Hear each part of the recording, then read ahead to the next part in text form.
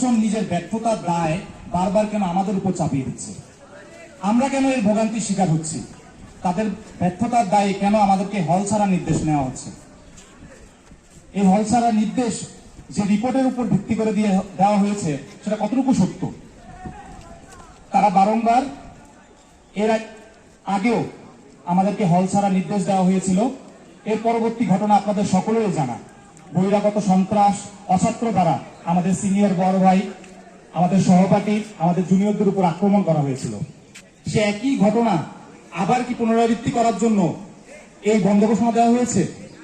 আমরা এর জবাব চাই। প্রশাসন এর আগেও আপনারা দেখেছেন কিভাবে আমাদের শিক্ষকদের উপর হামলা করা হয়েছে। বলা হয়, তাহলে আমরা আপনাদের কাছে জানতে চাই, আপনারা কি এই শিক্ষার্থী যারা আছে তাদেরকে বারবার ব্যবহার করছেন? এবং আরো যে বিষয়গুলো বারবার সামনে আসতেছে এবং সেই বিষয়গুলোর উপর ভিত্তি করে আপনারা আজকে অনির্দিষ্টকালের জন্য বিশ্ববিদ্যালয় বন্ধ করে দিয়েছেন, সেটা আপনাদের প্রশাসনের ব্যর্থতা। আপনারা যদি আপনাদের নিজেদের শিক্ষকদের মধ্যে আলোচনার মাধ্যমে সেই সংকট সমাধান করতে না পারেন, তাহলে আমরা সাধারণ শিক্ষার্থী হিসেবে মনে করি এই প্রশাসন ব্যর্থ এবং এই প্রশাসনের বিরুদ্ধে আমাদের আন্দোলন চলমান থাকবে।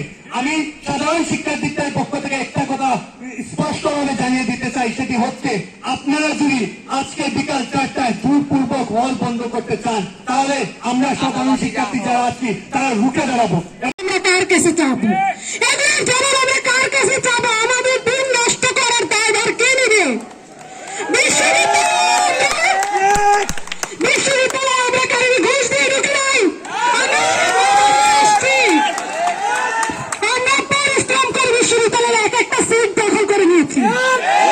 আমাদের একটা দিন নষ্ট করার দায় কে দেবে? আমাদের বাবা মা আমাদের দিকে তাকিয়ে আছে। তাদের তো মাস শেষে বেতন ঢুকতেছে, তাদের তো মাথা ব্যথা নেই। মাথা ব্যথা যা আমাদের, যারা আমরা 2-3 হাজার টাকা দিয়ে মাস শেষ সার্ভাইভাল করি, যারা 30,000 টাকা দিয়ে সার্ভাইভাল করি, তারাই মাথা ব্যথা। তাদের অন্তে ঘা, তাদের অন্তে ঘা না। যাদের মাস শেষে টাকা ঢুকে তারা ক্লাস বর্জন করতে পারে। আজকে এই তামাশা কত মাস ধরে আমরা সাধারণ শিক্ষার্থীরা কেন এই তীব্র তাপদাহেতে আমরা একসাথে হয়েছি? কেন? আমাদের কোন উদ্দেশ্যে? বিশ্ববিদ্যালয়ে কার জন্য? আপনাদেরকে রাখা হয়েছে আমাদের সেবা করার জন্য, আমাদের সেবা দেওয়ার জন্য। আর আপনারা কি করেন? আপনারা করেনটা কি? আপনার কি বেঁচে হওয়ার যোগ্যতা নেই? আমি এক কথা বলে দিব, শিক্ষক সমিতি বেশি, আপনারা প্রশাসনিক ঝামেলা, এগুলোর মধ্যে সমন্বয় করবে বেশি। এগুলোর মধ্যে সমন্বয় করে শিক্ষার্থী, শিক্ষক এবং বেশি প্রশাসনিক পক্ষে সবাইকে সমন্বিত করে বিশ্ববিদ্যালয় পরিচালনা করবে। আর আপনি কি করেন? বহিরাগত এনে আপনি বেশি ঋণ দখল করেন। আপনার কি ঋণ দখল করে মেন দায়িত্ব এখানে? আপনি কি ঋণ দখলের জন্য এখানে আসছেন? আপনাকে রাখা হয়েছে আমাদের জন্য, আপনাকে এসির রুমে বসে বাতাস খাওয়ার জন্য এখানে রাখা হয়নি। আমরা কেউ শুনিনি যে সাধারণ শিক্ষার্থীরা এই রোদে, এই গরমের মধ্যে টিউশনের পর টিউশন করতে থাকে। একটা টিউশন পেলে আরেকটা ছুটে যাবে কিনা সেই টেনশনে থাকে। তাদের পকেটে অস্ত্র আছে? তাদের পকেটে কি টাকা আছে? এই মুহূর্তে সাধারণ শিক্ষার্থীদের মধ্য থেকে বক্তব্য নিয়ে আসবে। কিন্তু আমরা জানি যে হচ্ছে এখানে আমরা উপস্থিত হয়েছি কিছু দাবি দাওয়া নিয়ে, যে আসলে আমাদের সাথে কি আসলে ঠিক হচ্ছে নাকি অন্যায় হচ্ছে।